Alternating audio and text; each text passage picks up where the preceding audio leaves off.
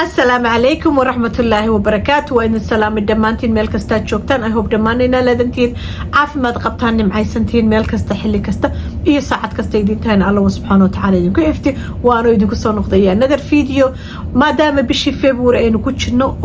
وسبينو بلاوتي إن شاء الله بإذن الله كرين مركا عاوية دقاليه وحينو كاكا لنا مركا ربتيت سيفين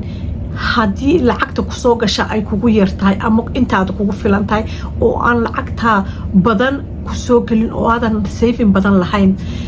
ha yeeshee waxaa jirta sometimes lacagayo extra ina soo gasho haddaad wadankii joogtid oo kale haddii 200 extra lagu soo diray 200 oo lagu soo diray qayb ka saar save garee haddaad qurbo joogtid oo lacag extra haddii lacag shaqadaada kale extra lagu siiyo odaga lacagtiisa bilaajita extra lana siiyo bonus lagu siiyo taxi return oo kale ku soo dhaco lacag extra aad heshid lacagtaas waxaad ku xisaabsataa sidii waxaadan lahayn oo kale aniga waxyaabaha usually saving kayga badiya waxa kamid tahay lacagaha extra oo soo gala lacag extra markay ku soo gasho ku xisaabtan sidii waxaadan aan kugu soo biirin haddii ay kugu soo biirtana isku day inaad at least haddaadan markaa baahi weyn u qabin haddii aadan baahi weyn u qabin isku day lacagtaa ku soo gashay inaad at least majoritygeeda ama at least halfkeeda aad save garaysid haddii every 6 months every 4 months every 10 months every year lacag extra ay ku soo gasho kaba soo qaado kale sanadkan oo dhan $1,000 baa ku soo galay extra ama $500 hooyo laba kuusada aba la kuusada odaga lacag la soo si whatever lacagta ku xisaabtan sidii lacag aadan lahayn oo kale ama lacag percentage ama lacagta qayb kala bax laakiin lacagta inta kale meel dig sababta lacagtaas ayaa ku badanaysa sababtoo marka aad budget leedahay oo lacagta ku soo gasho aad budget garaysid wixii kharashkii ku soo galay haddii aad kugu kooban yahay oo wax extra oo badan aadan save gareyn karin marka wixii extra oo ku soo gala sanad walba markaad dhigtid lacagtaas way ku badanaysaa waxbayna ku noqonaysaa lacagtu way ku badanaysaa way iskorinaysaa aniga lacag extra oo kale sanadkii oo kale waxaan nala siiyaa shaqadeena lacag bonus la yiraahdo badan aniga taxi return imu soo noqday inkastoo sanadkii hore uu soo noqday I don't know sanadkan u malayn maayo laakiin way idin la socodsiinaya insha Allah laakiin waxaan sameeyay lacag extra markay soo gasho haddii bonus la siiyo haddii lacagta extra aan sameeyo shaqo oo kale lacagta waxaan ku xisaabtamaa lacag aan lahayn marka ruulka aniga ii yaala waxay tahay 80% lacagta ay soo gashay $1,000 hadduu isoo galay 200 baan ka saaraa 800 kale saving kaygaan ku rida ama haddaan rabo inaan investing sameeyo investment sameeyo wax sameeyo baan ku rida $200 oo ku baashaala saan doono haddaan rabo markaa inaan wax u baahan ku gato haddaan rabo inaan qof sadaqa uga diro waxay noqoto laakiin lacagta ay soo gasha 80% waan save gareeyaa soo lacagtaas sanad walba lacagtaas haday ku soo gasho oo aad save garaysid lacag badan bay ku noqonaysaa waxa yar inagu waynu sahalsanaa laakiin moor aad waxa isku dartid way badanaysaa waxa jirta gabadhan aqaano yaraan friends gabadh cousinkeed Minnesota waxay igu tiri gabadhaas 3 gabdhood bay leedahay Ilaahay u daayay sanad walba taxi return ka soo noqda odageed waa taxile iyaduna shaqooyinka caadiga ah bay ka shaqeyn jirtay lacagta taxi return ka anaga dadkana qurbaha jooga sanad walba sanadka lacagta aad shaqeysay taxi return baa la xiraya lacag badan dadka lacagta yar shaqeeyo soo noqda waxay tir gabadhaasi sanad walba taxi return ka gabadha soo noqda way save gareyn jireen iyo wixii odagu ku daro taxi return ka lama taaban jirin waa la qaadi jiray bankiga lagu ridi jiray odaguna taksiilu ahaa isaguna wixii ka saroolaada waa lagu ridi jiray waa dhowr sano ka hor ma hada gabadhii maalintii dambe lacagtii markay u ururtay ma cuni jirin I don't know inta sano ay ahayd laakiin kolba dhowr sano baa muddo dheer bayd laakiin lacagtii markay intii ay rabtay gaadhay waxay gateen guri townhouse bariga Minnesota ma sha Allah guriyuhu townhouse aad bay u jabnaayeen guri townhouse oo I think waliba 100,000 inuu ka yaraa maxay ku 90 baan u maleynaa inay ku tiri bay ku gateen 90kii miyuu aha 100 buu aha 80 ma garanay laakiin I think less than 100 buu aha dhowr sano ka hor way hadda maaha waxay tii lacagtii cash bay dhigaan soo faa'iido maaha lacagtii taxi return-keeda 3 gabdhood ay ku helayeen ma cuni jirin iyo wixii kale extra ay ku ridaan guri townhouse oo 3 bedroom bay tiri bay gabadhii gatay guri bilaa kiraa bay hadda ku nool yihiin I don't know sheekadooda meesha ku dambeysay laakiin waxay ii noqotay aniga inspiration qisada mar walba waan xasuusta because maasha Allah gabadhaasi gabadh smart ay ahayd iyo nin fiican oo israba oo heshiiyey marka sanad walba haddaad 200 heshid 500 heshid 300 heshid 2,000 heshiya aad meel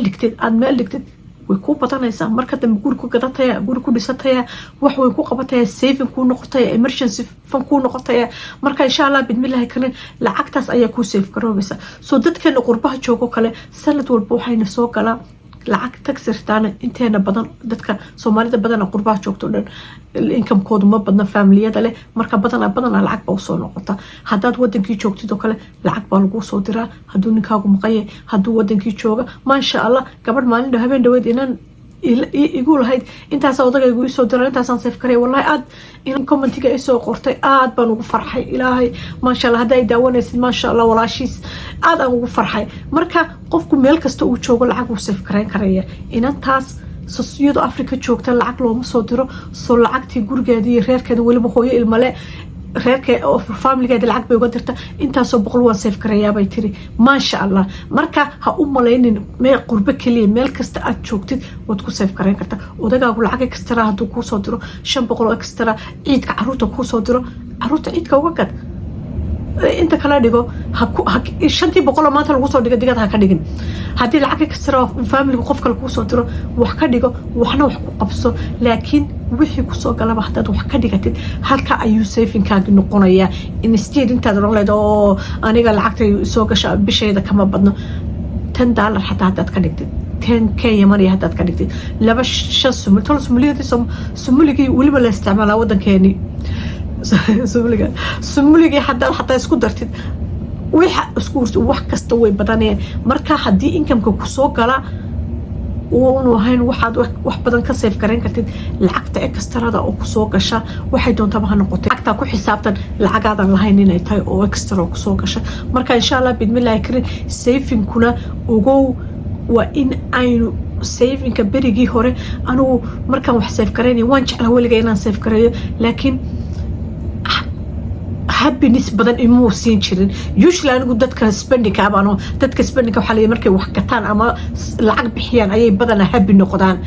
laakiin hadda more aan soo bartay more aan wax save gareeyo I feel good because like inaan heer gaadhay oo kale naftayda waxaan leeyahay waan ka adkaaday naf yahay markaan save gareeyo waxaan dareemaa discipline inaan sameeyo oo naftaydi tababar siiyay maba aha inay happiness isiiso oo ay nafiyay waan ka adkaaday nafiyay tababar baan ku siiyay marka ma sha Allah markii wixii Ilaahay uu ina siiyo inaad wax ka dhigatid saving kuna waa inuu ku noqdo wax habit ah sida biilasha inuu bixino kale habit inuu ku noqdo oo ay noqoto wax dhaqan ah oo kay aad tirado waan u baahanahay ma aha inaad dadka ka fiicnaanaysid ma aha inaad horumar bilaaya ka dhacday gaarsid laakiin it's something aad naftaada ku tababarayso oo shayga kan maanta uma baahnin laakiin waan sugay waa arkaysan handbag anigoo awooda 3 years baan sugay 3 sanadood baan sugayay handbag inaan gato waan gadan karaya ilaahayna muu qadarin laakiin waxyaabo kale oo igaga waaweyn baa jirta iyo anoo isla ulumayntaas aad ka bixisa balsal may noqoto bal maad sugtay marka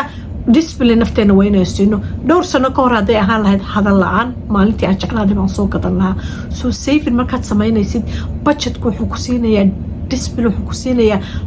tababar buu naftaada siinaya naftaada ayaad ka adkaanaysaa example yes naftaada ayaad ka adkaanaysaa waxa leedahay nafya ana ka adag caga dhigo waxa dad maanta u baahan tahay ma awoodnay ama bisha dambe inu gadanayna hey watch out isug marka insha Allah bidmillahi karin hadii aad rabtid saving isku day lira by lira wax yar walaalayaal oo arrin kale oo idinka waaninaya fadlan oo gabdhaheena dhanayleedo oo anigu kuma fiicna saving qofku fiican ma jirto in dad u dhasho Ilaahay u badiyo waa jirta amba kuma fiicnaa jirin laakiin waxaynu baran karno isku day maskaxda tan u sheeg inaad saving samayn kartid u sheeg naftaada tababar si laakiin ha iska dhaadhin moorad niyada galisay aniga ma awoodo aniga ma aqaani aniga ma samayn karo aniga wax ma save garan karo kuma fiicni naftaada way baranaysaa negative ku meel ku dhiga maskaxdeena marka u sheeg waxa tirada waan baran karaa okay I can do it waan isku dayaya waan samayn karaa and trust me meel markaad ku ridid wax yar ood bisha dambena ku ridid adartay inaad sii bartay waad farxaysaa wallahi waan sameeyey wallahi waan gaadhay marka insha allah bidmillahi kariim maadaama aynu sanadkii bishii labaad ku jirno qolyaheena qurbaha ay soo socoto tagsirtaankii insha allah bidmillahi kariim gool lacagtaada u sameey haddii ilaahay raali ka noqdo ku talagal haddii aan markaa baahi weyne kuu qabin anigu xataa waxaan oran lahaa to me baahida markay baahi xataa ay soo gasho my own budgetkaygaan ka saara ay budget maqan dhibaato kastaba ay ugu haatay waan u budget gareeya haddii aad lacagtaa u baahan tahay wax ku gado wax ku samayso laakiin at least wax ka saf garay haddaad iyada dhan wada saf garan karin marka insha allah bidmillahi kariim waa caawaya dhaqaalihii iyo dhiirigelintii marka intaynu video kale ku kulmayno ilaahay waxaan inooga rajaynayaa meel kasta inuu joogno allah subxaana watacaala inuu ina xifdiyo insha allah bidmillahi kariim videoga walaalayaal fadlan like ta saara haddii ilaahay raalli ka noqdo subscribe haddaad subscribe hay nagu soo biir I would love to have you walaalahay asalaamu calaykum waraxmatullaahi wabarakaatu